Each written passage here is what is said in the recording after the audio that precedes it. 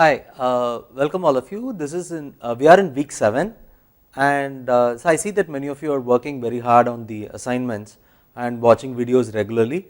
So that is a very good thing and I am quite happy that there is a lot of momentum and you are able to catch up with many of the assignments that were given. There are lots of announcements that have been put out last week. So please go and read the announcements and ensure that if you have not done registration for the exam, please go ahead and register for the exam. Also there have been announcements about the registration process itself and what is going to be in the exam. So in summary, for 50% of the final mark that you are going to get after certification, for the 50% we will take best 3 assignments out of the several assignments that are given. So even if you have lost out on the first few assignments, you have time to catch up and do the other assignments. The other thing is, with respect to the certification exam, we also announced the policy that many of the questions in the final exam will come from the assignments itself. So it will not be exactly the same questions, but the model of the final exam will be very similar to the kind of questions that are there in the assignments. So in some sense the assignments are supposed to get you ready for both the field and exposure to the field, and as a immediate thing it is also getting you ready for the exam. In that sense it is necessary for you to do as many assignments as you can, so that you are more comfortable when you take the test. So in this week we are going to do something slightly in a very different way. So what we are going to do is we are going to take a specific problem which is written up as an algorithm, and we are going to see how this algorithm is going how this algorithm can be implemented in hardware. So the problem we are going to take up is design of what is called a GCD machine. So GCD stands for greatest common divisor. What we are going to do is we are going to take the algorithm and write it down step by step, understand what it does and see how we can translate that into hardware, and we will also see how to take that hardware and translate that into Verilog. So we have quite a few things at hand, but let us start with the GCD algorithm itself. So GCD algorithm is attributed, this particular version of GCD algorithm that I am going to use is called Euclid's algorithm. So Euclid's GCD algorithm is roughly like this. So I am going to write it on the left side. So let us say there are 2 numbers and I want to find the GCD of that. So I need to go and read the numbers from the user. So imagine this as a template for some, maybe a program written in C or C++, or it does not matter. So I am not going to write syntactically correct code, as long as you understand what the meaning of whatever I am writing is, that is enough. So Euclid's algorithm is essentially this: you go and read the numbers and we have a loop which is running as a while loop. While A is not equal to B, so if A and B are not the same, so this one works for if A and B are both positive. So if A and B are not the same, then Euclid's algorithm is as follows: if A is less than B, then subtract A from B, else, so this else will be true only if A is actually greater than B. So we have started with this check while A is not equal to B. So we already know that if I have to execute this if condition, then A should not be equal to B. So what are the 3 possibilities? Given 2 numbers, A can be equal to B, A can be less than B, or A can be greater than B.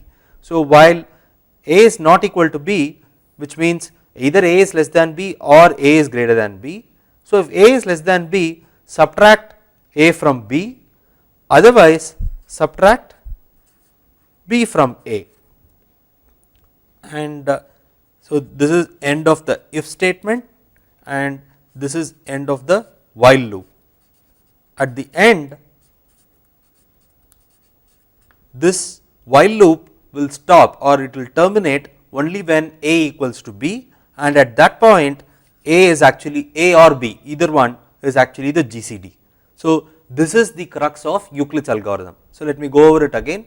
You read the 2 numbers and if A and B are already the same, they are already the greatest common divisors of each other. So if I give you number like what is the GCD of 10 and 10, so 10 is the GCD of 10 and 10. So you then if A is equal to B, that is the GCD itself. Otherwise you keep running a loop till A becomes B, and the transformation that we do is if A is less than B, subtract A from B, else we know that A is actually greater than B, in that case subtract B from A. So let me do a few examples. So I will take one small example first. So let us say I want to find out the GCD of 42 and let us say 16, right. I want to find the GCD of 42 and 16. So A is initially 42 and B is initially 16, so I want to find the GCD of this. So since A is greater than B, so A is not equal to B, so the while loop is this condition is true. So is A less than B? No, A is actually greater than B. So what I am going to do is I am going to take 42, subtract 16 from it and put it again in A. So this is for A and this is for B. So 42 minus 16 is 26. Now I have 26 comma 16. So I run through this condition once more. A is still not equal to B. So I do 26 minus 16, right. So that is 10. So now A becomes 10 and B becomes 16.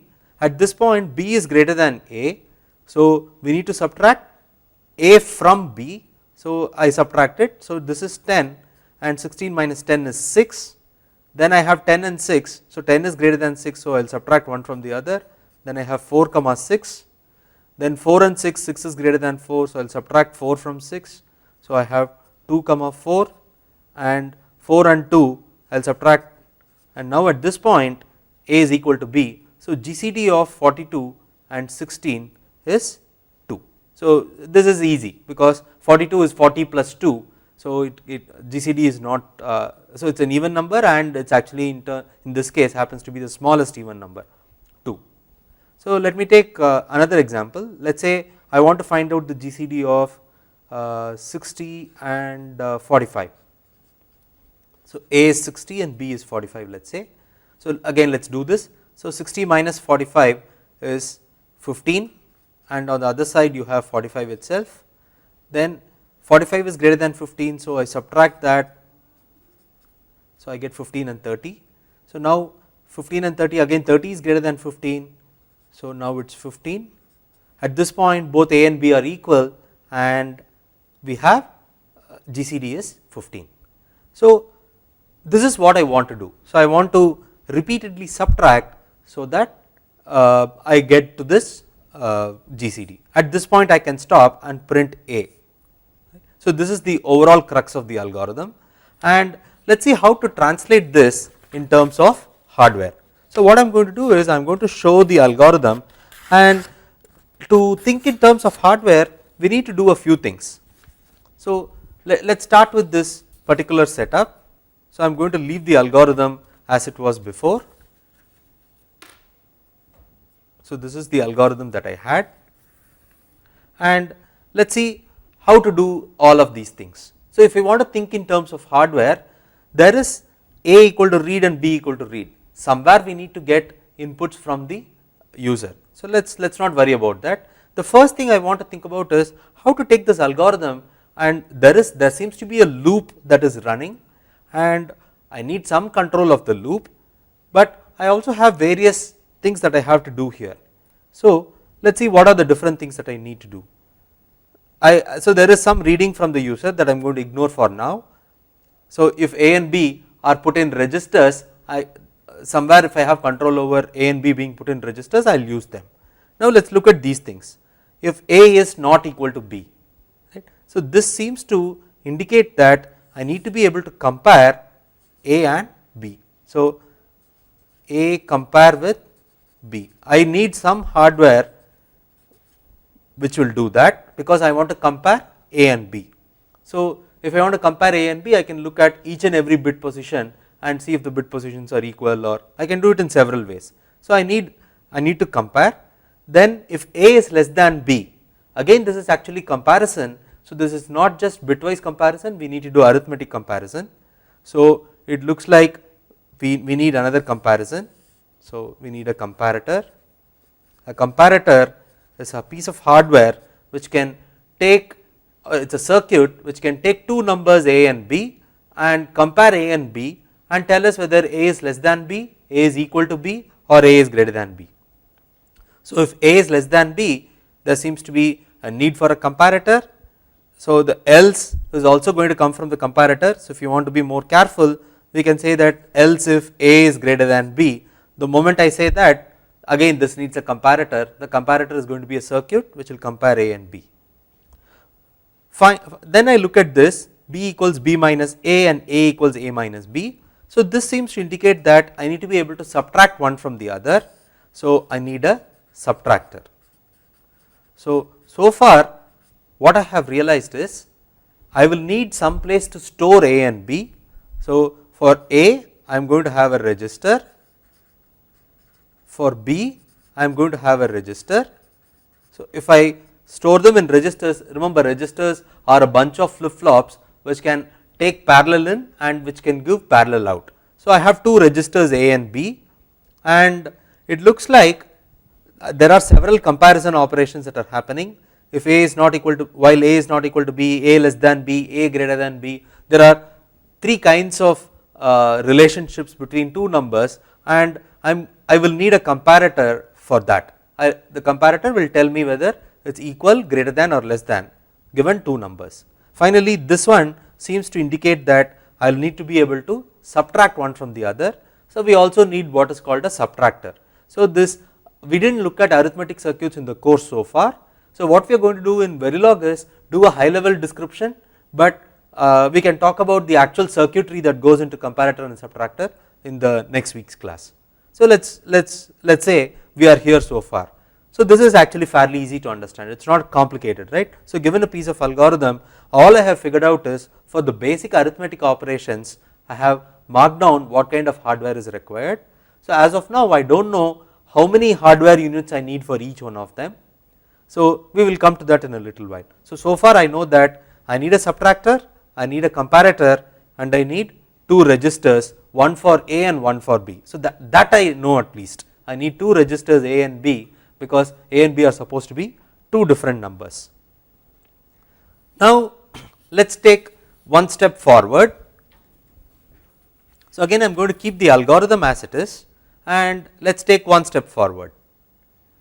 If I go and look at A and B, it looks like I need to get something from the external world, right. So, I want A and let us see where it is coming from. A can come from the external world. So, I am going to call that input as in1. So, we are thinking in terms of hardware. So, I need to bring in pins from the external world. I will call those set of pins in1, and B is also getting something from the external world. So, I am not connecting it yet for a particular reason. So, I will show that in a little while.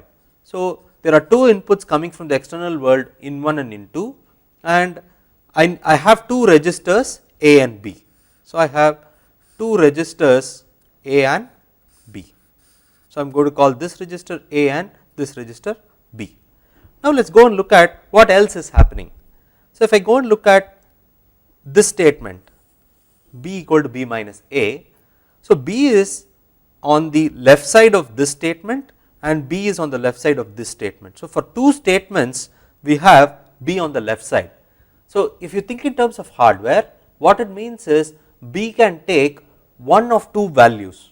So, B can either read from the external world or B can take a value from something else. So, this B minus A is supposed to come from a subtractor. So, if I have a circuit which can take two numbers and if it can subtract and give me the results, so this result could also feed to the register B. So, either B is getting it from the external world or it is going to get it from a subtractor. So, whenever you have a if then else kind of condition, so either it is coming from here or it is coming from here, from one of these places. So, immediately what should strike to you is we need a multiplexer there, because this is going to take one of two values, either coming from the external world or something which is coming from locally, right. So, what I need is, in some sense I will need a mux, right, and it can come from the external, one of the inputs could come from the external world, and the other one we will have to figure out where it should come from. Similarly for A,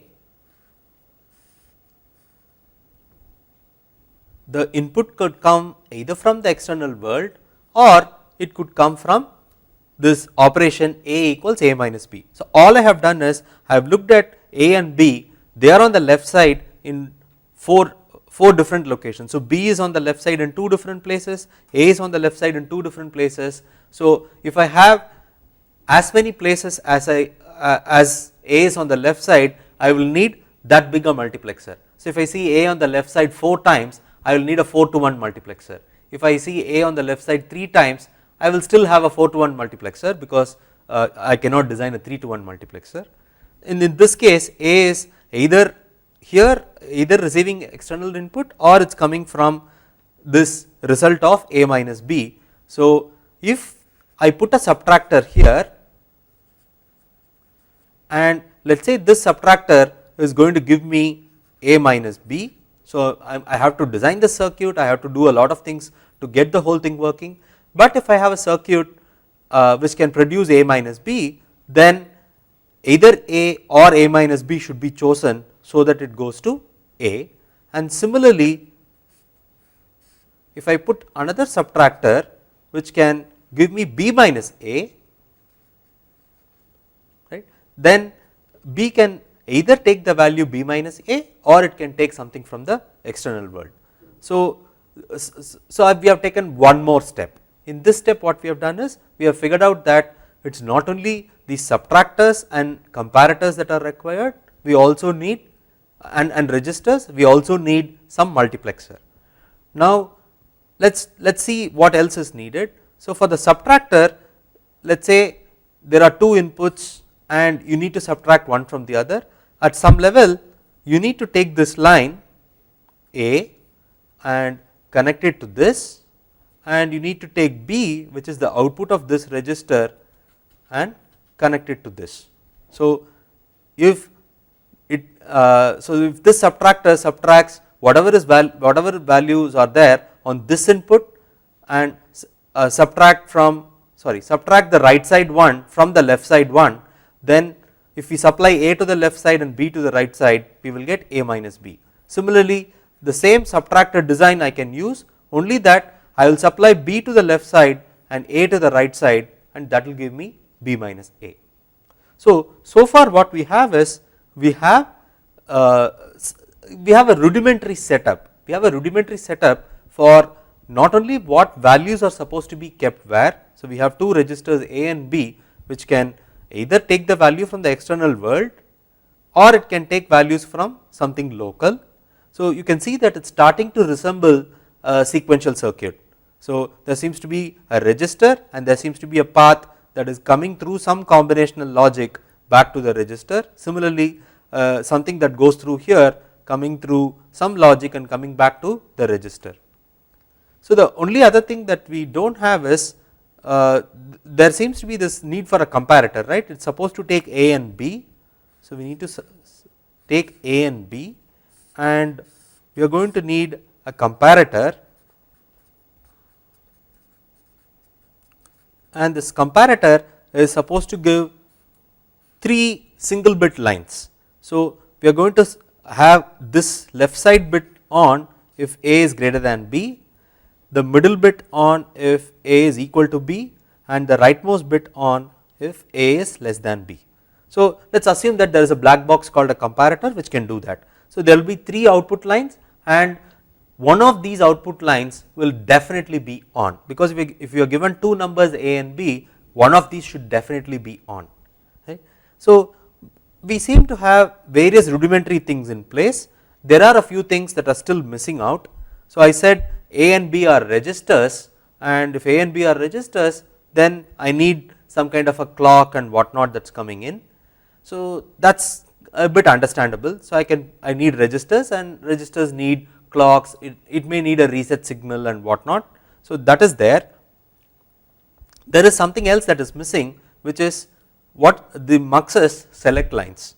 So, these muxes have select inputs, right. We need to figure out what this select lines are, and this is not something that is coming from the external world, right.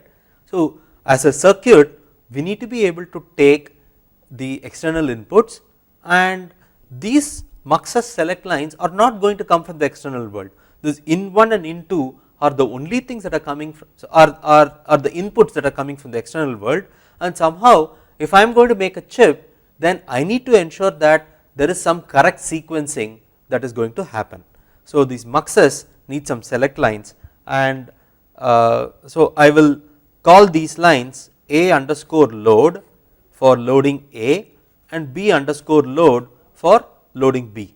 So, if A underscore load is 1, I am going to load from the external world, if it is 0, I am going to take it from the subtractor. Similarly, if B underscore load is 1, I am going to take it from the external world, and if it is 0, I am going to take it from the subtractor.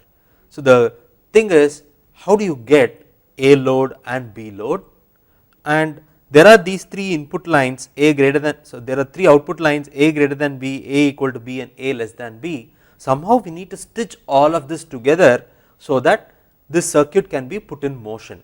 So, right now what we have is, we have a circuit which is completely combinational. So, we have various elements, but what we do not have is, in some sense, the kind of marching instructions that have to be given, so that we can move data from one place to the other, when to start evaluating this, when to stop evaluating and so on. We do not have any of those. So, we will see how to do all of that in the next lecture.